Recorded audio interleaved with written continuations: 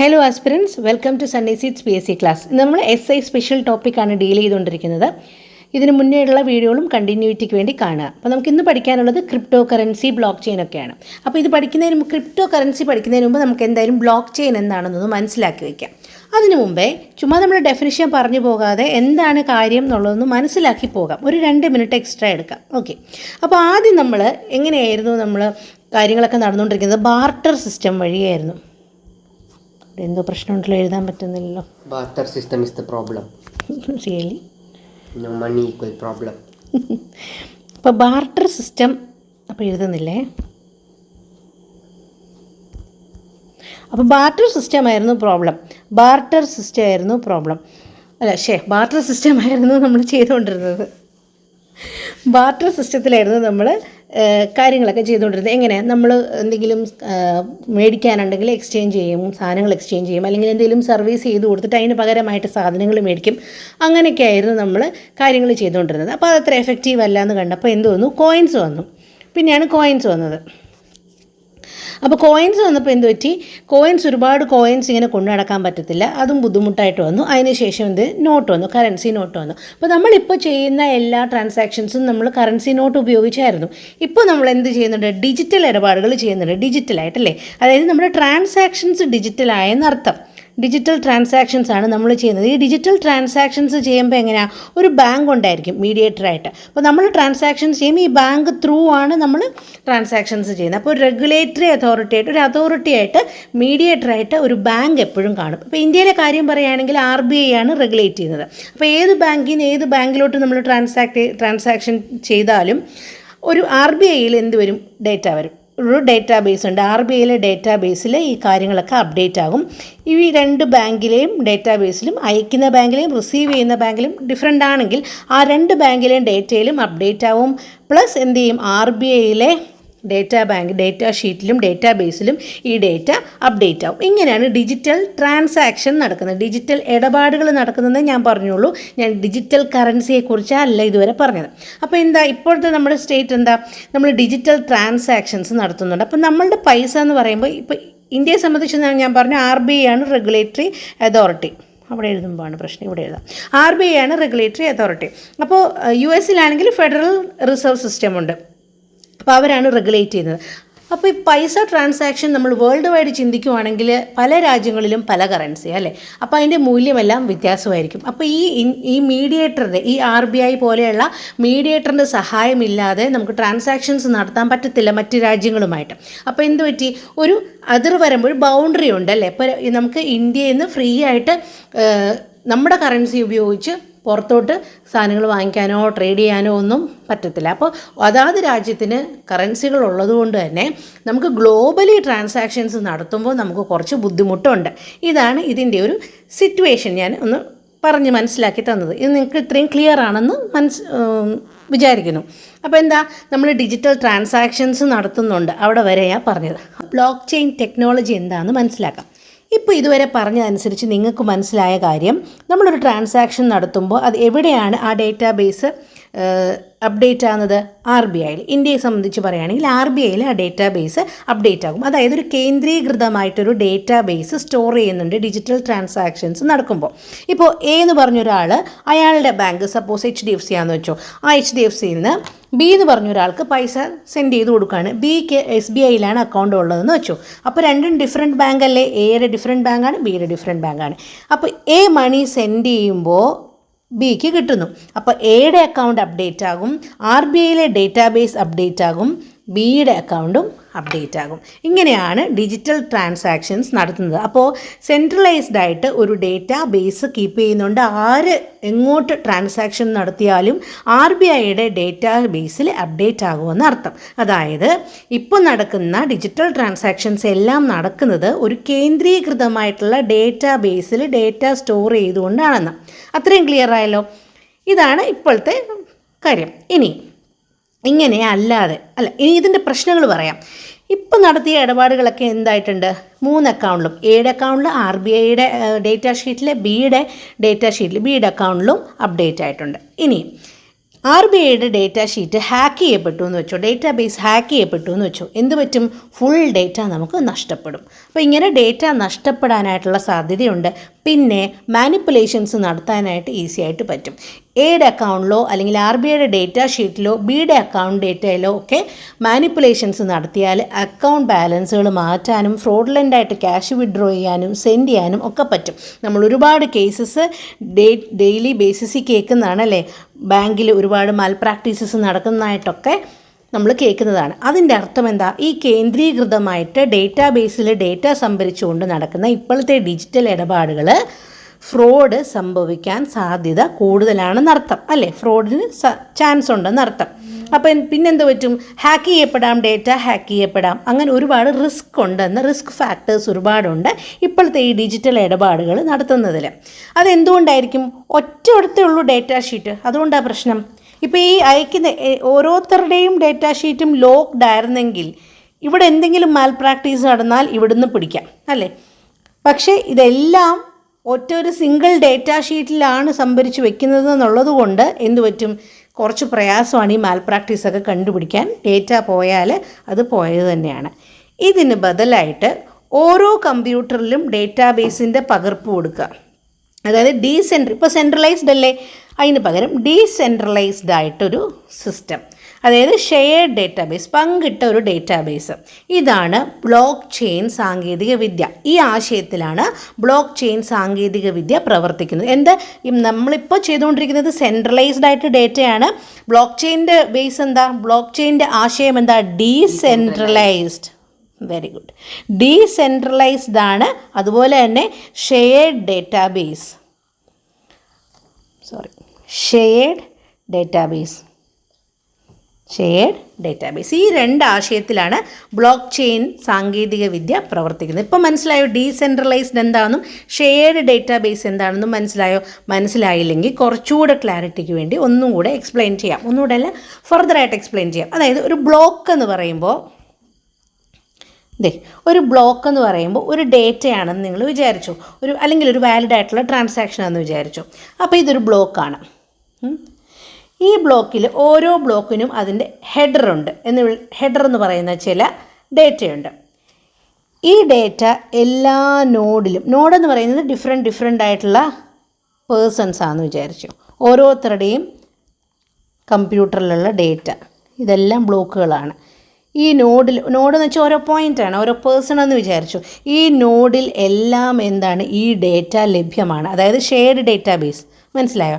Shared database. അപ്പോൾ നമ്മളൊരു transaction നടത്തുമ്പോൾ ഈ നോഡും അപ്രൂവ് ചെയ്താൽ മാത്രമേ ആ ട്രാൻസാക്ഷൻ നടത്താൻ പറ്റൂ. അതിൻ്റെ അർത്ഥം ഫ്രോഡ് സാധ്യമല്ല എന്ന്. ഇനി ഈ നോഡിലെ ഡേറ്റാബേസ് നശിച്ചുപോയി, ഹാക്ക് ചെയ്യപ്പെട്ടു എന്ന് വിചാരിച്ചു. ബാക്കി ഇത്രയും നോഡിലും ആ ഡേറ്റാബേസ് കിടപ്പുണ്ട്. അപ്പോൾ ഡേറ്റ സുരക്ഷിതമാണ്. മനസ്സിലായോ? ഫ്രോഡ് നടക്കത്തില്ല, വളരെ സെക്യൂറാണ്. സെർവർ പോയാൽ പോലും ഇനിയിപ്പോൾ നമ്മളിപ്പോൾ നടക്കുന്ന സെൻട്രലൈസ്ഡ് ആയിട്ടുള്ളതിൻ്റെ പ്രശ്നം എന്താ? സെർവർ പോയാൽ ഡേറ്റ ഇല്ല. പക്ഷേ ഇതിനെന്താ? ഒരു നോഡ് പോയാൽ പോലും ബാക്കി നോഡുകളിലെല്ലാം എന്തുണ്ട്? ഡേറ്റ കൃത്യമായിട്ടുണ്ട്. കാരണം ഷെയർഡ് ഡേറ്റാബേസാണ്. അതിൻ്റെ അർത്ഥം നമുക്ക് ഈ എല്ലാവരുടെയും ഡേറ്റ എടുത്ത് കാണാം എന്നാണോ? അല്ല, നമുക്കങ്ങനെ എല്ലാവരുടെയും ഡേറ്റ എടുത്ത് കാണാനൊന്നും പറ്റത്തില്ല. ഇതൊക്കെ ഒരു ഹാഷ് കീയിലാണ് വർക്ക് ചെയ്യുന്നത്. എങ്ങനെയാണ് ഹാഷ് കീ എന്ന് വെച്ചാൽ, നമ്മളിത് ഇപ്പോൾ ഈ ബ്ലോക്ക് ഇതിനൊരു ഹാഷ് കീ ഉണ്ട്, ഒരു ഹാഷ് കീ വാല്യൂ ഉണ്ട്. ഇത് വേറൊരു ബ്ലോക്ക്, ഇതിനെ ഒരു കീയുമായിട്ടാണ് ബന്ധപ്പെടുത്തിയിരിക്കുന്നത്. അപ്പോൾ ഓരോ ബ്ലോക്കിനും ഓരോ ഹാഷ് കീ ഉണ്ട്. ഈ ഹാഷ് കീ വെച്ചിട്ടാണ് ഇത് വെരിഫൈ ചെയ്യുന്നത്. ഇപ്പോൾ നമ്മൾ എന്തെങ്കിലും ഒരു ഫയലൊക്കെ ഡൗൺലോഡ് ചെയ്യുമ്പോൾ നമുക്കൊരു ഹാഷ് കീ കിട്ടും. അപ്പോൾ ഈ ഡൗൺലോഡ് ആയ ഫയൽ ഈ ഡൗൺലോഡ് ആകുന്ന വഴിക്ക് എന്തെങ്കിലും മാനിപ്പുലേറ്റ് ചെയ്യപ്പെട്ടിട്ടുണ്ടോ, ആക്സസ് ചെയ്യപ്പെട്ടിട്ടുണ്ടോ, അൺഓതറൈസ്ഡ് ആയിട്ട് ആക്സസ് ചെയ്യപ്പെട്ടിട്ടുണ്ടോ എന്നൊക്കെ അറിയാനായിട്ട് ഇത് ഡൗൺലോഡ് ചെയ്തതിന് ശേഷം ഈ ഫയലിൻ്റെ ഹാഷ് കീ എടുത്ത് നമുക്ക് ഏതെങ്കിലും ഒരു ഹാഷ് ടൂളിനകത്ത് കൊടുക്കാം. ചെക്ക് ചെയ്യുന്ന ഹാഷ് കീസ് വെരിഫൈ ചെയ്യുന്ന ആപ്ലിക്കേഷൻസ് ഉണ്ട്. ആ ടൂളിനകത്ത് ഇട്ട് കൊടുത്താൽ ഈ ഹാഷ് കീ വാല്യൂസ് തമ്മിൽ ചെക്ക് ചെയ്യും. എന്തെങ്കിലും ഒരു ഡേറ്റ മാറിയിട്ടുണ്ടെങ്കിൽ നമുക്ക് ഹാഷ് കീയിൽ മാറ്റം ഉണ്ടെന്നുള്ളതിൻ്റെ നോട്ടിഫിക്കേഷൻ കിട്ടും. നമുക്ക് മനസ്സിലാകും നമ്മൾ ഡൗൺലോഡ് ചെയ്ത ഫയൽ മാനിപ്പുലേറ്റ് ആയിട്ടുണ്ട്, അല്ലെങ്കിൽ ഹാക്ക് ആയിട്ടുണ്ട്, അല്ലെങ്കിൽ ഡേറ്റ മാറിയിട്ടുണ്ടെന്നുള്ളത് നമുക്ക് മനസ്സിലാകും. കാരണം ഈ ഡേറ്റ എല്ലാം സ്റ്റോർ ചെയ്യുന്നത് എങ്ങനെയാണ്? 1010 ബൈനറിയിലല്ലേ 10 ഈ ഫോർമാറ്റിലാണല്ലോ ഡേറ്റ ഫയലുകളെല്ലാം സ്റ്റോർ ചെയ്യുന്നത്. അപ്പോൾ എന്താ പറ്റും, ഇതിനകത്ത് എന്തെങ്കിലും ഒരു വാല്യൂ ചേഞ്ച് ആയിട്ടുണ്ടെങ്കിൽ പോലും ഹാഷ് കീയിൽ നമുക്കറിയാൻ പറ്റും എന്താണ് മാറിയിട്ടുണ്ടെന്നുള്ളതല്ല, ഇതിൽ മാനിപ്പുലേഷൻസ് നടന്നിട്ടുണ്ട്, അല്ലെങ്കിൽ അൺഓതറൈസ്ഡ് ആക്സസ് നടന്നിട്ടുണ്ട്, അല്ലെങ്കിൽ ഡേറ്റ മാറിയിട്ടുണ്ടെന്നുള്ളത് നമുക്ക് മനസ്സിലാവും. നിങ്ങളിപ്പോൾ ഈ നടിയുടെ കേസൊക്കെ ഇതിനകത്ത് പറയുന്നില്ലേ, ഹാഷ് കീ മാറി എന്നൊക്കെ നമ്മൾ കേട്ടില്ലേ, കോർട്ടിൽ കൊടുത്ത മെമ്മറി കാർഡിൽ ഹാഷ് കീ മാറി എന്നൊക്കെ നമ്മൾ കേൾക്കുന്നതല്ലേ. അപ്പോൾ അതാണ് ഈ പറയുന്നത്. അതായത് ആരെങ്കിലും അൺഓതറൈസ്ഡ് ആയിട്ട് ആക്സസ് ചെയ്തിട്ടുണ്ടോ എന്ന് നമുക്ക് മനസ്സിലാകാൻ വേണ്ടിയിട്ട് ഈ ഹാഷ് കീ വാല്യൂ മാറിയിട്ടുണ്ടോ എന്നുള്ളത് ചെക്ക് ചെയ്താൽ നമുക്ക് അറിയാൻ പറ്റും. അപ്പോൾ ഈ ഹാഷ് കീ ഓരോന്നിനും ഓരോന്നാണെന്ന് പറഞ്ഞല്ലോ. അപ്പോൾ ഈ ബ്ലോക്കിനൊരു ഹാഷ് കീ, ഈ ബ്ലോക്കിനൊരു ഹാഷ് കീ, ഈ ബ്ലോക്കിനൊരു ഹാഷ് കീ, ഈ ബ്ലോക്കിനൊരു ഹാഷ് കീ. ഒരു ഫർദർ പുതിയൊരു ട്രാൻസാക്ഷൻ നടക്കുമ്പോൾ എന്തു പറ്റും, അതിനും ഒരു ഹാഷ് കീ ഉണ്ട്. ഇതിന് മുന്നേ ഉള്ള എല്ലാ ഹാഷ് കീയും വെരിഫൈ ചെയ്തതിന് ശേഷം മാത്രമേ ഈ ട്രാൻസാക്ഷൻ നടക്കത്തുള്ളൂ. അതായത് ഒരാൾക്ക് കയ്യിലുള്ള പണം ട്രാൻസാക്റ്റ് ചെയ്യണം എന്ന് വെച്ചോ, ഈ ഡിജിറ്റൽ കറൻസി ഒരാൾക്ക് ട്രാൻസാക്ഷൻ നടത്തണമെന്ന് വെച്ചോ, ഇനി ഇത് അയാളുടെ കയ്യിൽ തന്നെയുള്ള ക്യാഷ് ആണോ, ഇത് ചെല്ലുന്ന കറക്റ്റായിട്ടുള്ള സ്ഥലത്താണോ എന്നെല്ലാം ചെക്ക് ചെയ്തിട്ട് മാത്രമേ ഈ ട്രാൻസാക്ഷൻ ഓക്കെ ആവത്തുള്ളൂ. എന്നാൽ ഒരു സെൻട്രലൈസ്ഡ് ഏജൻസി ഉണ്ടോ? ഇതിനൊരു സെൻട്രലൈസ്ഡ് ഏജൻസി ഇല്ല. ഇത് ഡീസെൻട്രലൈസ്ഡ് ആണ്. കാരണം ഇതിൻ്റെ നടുക്ക് ട്രാൻസാക്റ്റ് ചെയ്യാനായിട്ട്, മോഡറേറ്റ് ചെയ്യാനായിട്ട്, അല്ലെങ്കിൽ മീഡിയേറ്റ് ചെയ്യാനായിട്ട് RBI പോലൊരു ഫെസിലിറ്റി ഇല്ല. മനസ്സിലായോ? ഇവിടുന്ന് ഒരാൾ നമ്മൾ സംവൺ റിക്വസ്റ്റ് എ ട്രാൻസാക്ഷൻ, ഒരു പണം അയക്കുന്നു എന്ന് വെച്ചു, ഇതെൻ്റെ ഇവിടുന്ന് ഇതൊരു ബ്ലോക്കാണ്. ഇവരെന്ത് ചെയ്യും, ഈ റിക്വസ്റ്റ് ഇവിടെ എല്ലാ നോഡിലും പോവും, എല്ലാ നോഡിലോട്ടും ഈ റിക്വസ്റ്റ് പോവും. ഈ നോഡുകളെല്ലാം അപ്രൂവ് ചെയ്യുവാണെങ്കിൽ ഈ ട്രാൻസാക്ഷൻ നടക്കും. If verified by all nodes എന്നാൽ മാത്രം, നോഡാണ് NODES, ഈ നോഡ്സ് എല്ലാം വെരിഫൈ ചെയ്താൽ മാത്രമേ, അപ്രൂവ് ചെയ്താൽ മാത്രമേ എന്ത് ചെയ്യാൻ പറ്റത്തില്ല, ഈ ട്രാൻസാക്ഷൻ കംപ്ലീറ്റ് ആകാൻ പറ്റത്തുള്ളൂ. മനസ്സിലായോ? അങ്ങനെയാണ്. അപ്പോൾ ഓരോ നോഡും ഇതിനകത്ത് ഇമ്പോർട്ടൻ്റ് ആയിട്ടുള്ള റോളുണ്ട്. RBI പോലെ ഒരു പർട്ടിക്കുലർ സംവിധാനം അല്ല ഇതിനെ നിയന്ത്രിക്കുന്നത്. അതായത് ഡീസെൻട്രലൈസ്ഡ് ആണ് എന്നർത്ഥം.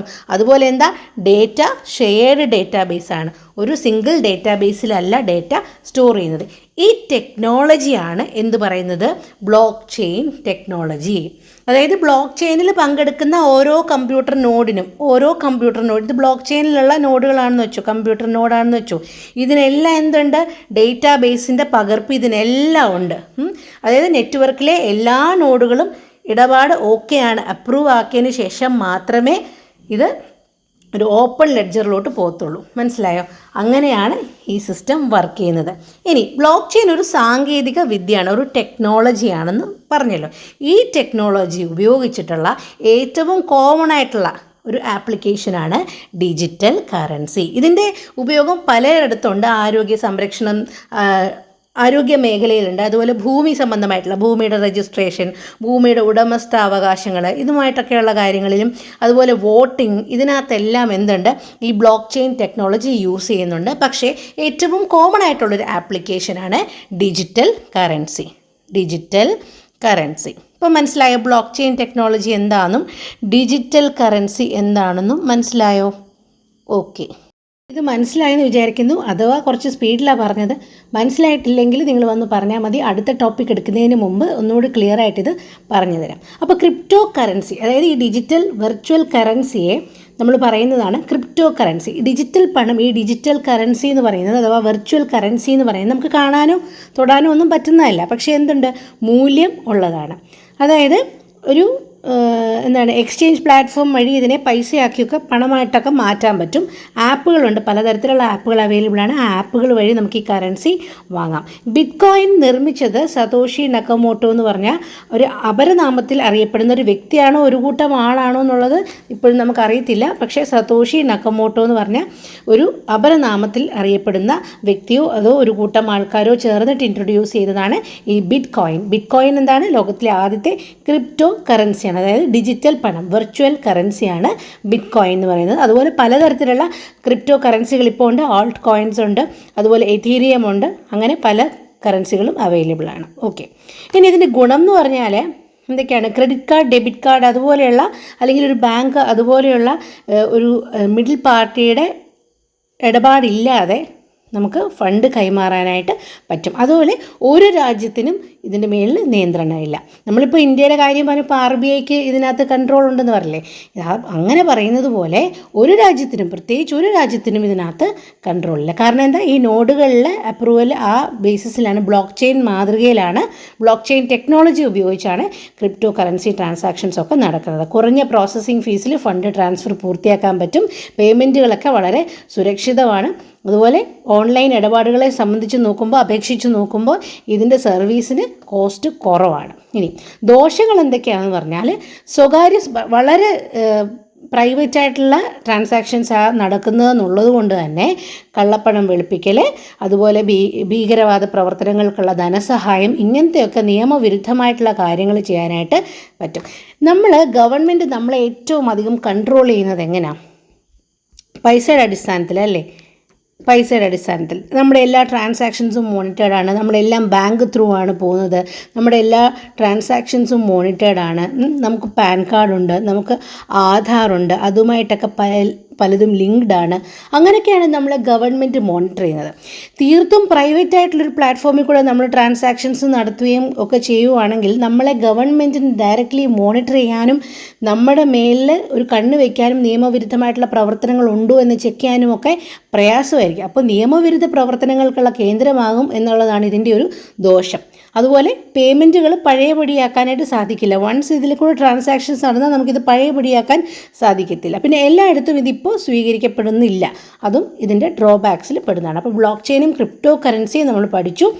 ക്ലിയർ ആയെന്ന് വിചാരിക്കുന്നു. ഓക്കെ, ഇനി അടുത്ത ടോപ്പിക്. നമുക്കിതിനകത്ത് എക്സ്പ്ലനേഷനും കൂടി ഒന്ന് വായിക്കാം. നമ്മളത് വായിച്ചില്ലല്ലോ. Crypto currency is decentralised digital currency using cryptography for security. Bitcoin, Ethereum, altcoins ഒക്കെ അതിൻ്റെ ടൈപ്സ് ആണ്. It offers fast, secure and global transaction. നമ്മൾ പറഞ്ഞു ഗ്ലോബൽ ട്രാൻസാക്ഷൻസ്, അതുപോലെ ഫാസ്റ്റായിട്ട് ട്രാൻസാക്ഷൻസ് നടത്താനായിട്ട് നമ്മളെ സഹായിക്കും. അതുപോലെ സെക്യൂർ ആണ്. But faces volatility, regulatory uncertainty and security risk. ഇത് പറഞ്ഞ പോലെ ഭയങ്കര തീർത്തും സ്വകാര്യ സ്വഭാവമുള്ളത് കൊണ്ട് തന്നെ പല റിസ്കുകളും ഇതിനകത്ത് ഉണ്ട്. Block chain technology and consensus mechanism enable it's operation with potential four main stream adoption and institutional investment. Okay, അപ്പോൾ ബ്ലോക്ക് ചെയിനിനെ കുറിച്ച് നമ്മൾ പറഞ്ഞു. അതൊരു ടെക്നോളജിയാണ്. പരമ്പരാഗതമായിട്ട് നമ്മൾ ഫോളോ ചെയ്തുകൊണ്ട് വരുന്ന ഒരു കേന്ദ്രീകൃതമായിട്ടുള്ള സെൻട്രലൈസ്ഡ് ആയിട്ടുള്ള ഡേറ്റാ ബേസിൽ ഡേറ്റ സംഭരിച്ചുകൊണ്ടുള്ള ഡിജിറ്റൽ ട്രാൻസാക്ഷൻ നടത്തുന്നത് പോലെയല്ല. ഇതിൻ്റെ രണ്ട് ആശയം എന്തൊക്കെയാണ്? ഡീസെൻട്രലൈസ്ഡ് ആണ്, അതുപോലെ ഷെയർഡ് ഡേറ്റാബേസ് ആണ്. ക്ലിയർ ആയല്ലോ? ഓക്കെ, നമുക്കിനിയും തുടർന്ന് പഠിക്കാം. ഇനി അടുത്ത എന്താ? ഡിജിറ്റൽ സിഗ്നേച്ചർ നോക്കാം. ഡിജിറ്റൽ സിഗ്നേച്ചർ അഥവാ ഇലക്ട്രോണിക് സിഗ്നേച്ചർ. നമ്മളിപ്പോൾ ഒരു ഡോക്യുമെൻ്റ് എവിടെയെങ്കിലും കൊടുക്കുക, നമ്മളൊരു ആപ്ലിക്കേഷൻ കൊടുക്കുന്നു, അല്ലെങ്കിൽ എന്തെങ്കിലും ഒരു ഡോക്യുമെൻ്റ് കൊടുക്കുമ്പോൾ നമ്മൾ അതിൻ്റെ ആധികാരികത ഉറപ്പുവരുത്താൻ വേണ്ടി എന്ത് ചെയ്യും? നമ്മൾ സിഗ്നേച്ചർ കൊടുക്കും, അല്ലേ? നമ്മൾ സൈൻ ചെയ്ത് കൊടുക്കും. സൈൻ ചെയ്ത് കൊടുത്താൽ ആ ഡോക്യുമെൻറ്റ് ആധികാരികമാക്കാനായിട്ടുള്ളൊരു മാർഗ്ഗമാണ് ഈ സൈൻ ചെയ്യുക എന്ന് പറയുന്നത്.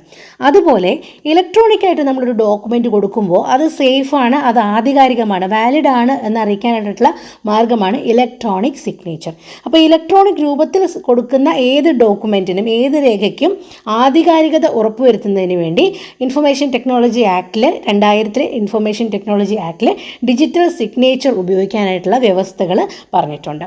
അതുപോലെ ഈ കമ്പനിയുടെയും അതുപോലെ LLPയുടെയൊക്കെ ഫയലിങ്ങൾ, നമ്മുടെ ഈ ടാക്സ് ഫയലിംഗ് ഒക്കെ ചെയ്യുമ്പോൾ നമ്മൾ എന്ത് ചെയ്യും? അതിൽ ഡിജിറ്റൽ സിഗ്നേച്ചർ ഉപയോഗിച്ചിട്ടാണ് ഫയൽ ചെയ്യേണ്ടത്. കാരണം ആ ഡോക്യുമെൻറ്റ് വാലിഡ് ആക്കുന്നത് ആ ഡിജിറ്റൽ സിഗ്നേച്ചറാണ്. ഇത് ഉണ്ടാക്കുന്നതിന് ഒരു സ്വകാര്യ കീ ഉണ്ട്. ഇതിൻ്റെ കമ്പോണൻസ് എന്ന് പറയുന്നത് hash function, encryption algorithm, private key, public key. ഇത്രയുമാണ് ഇതിൻ്റെ കോമ്പോണൻസ് എന്ന്. The components hash function, encryption algorithm, private key, public key.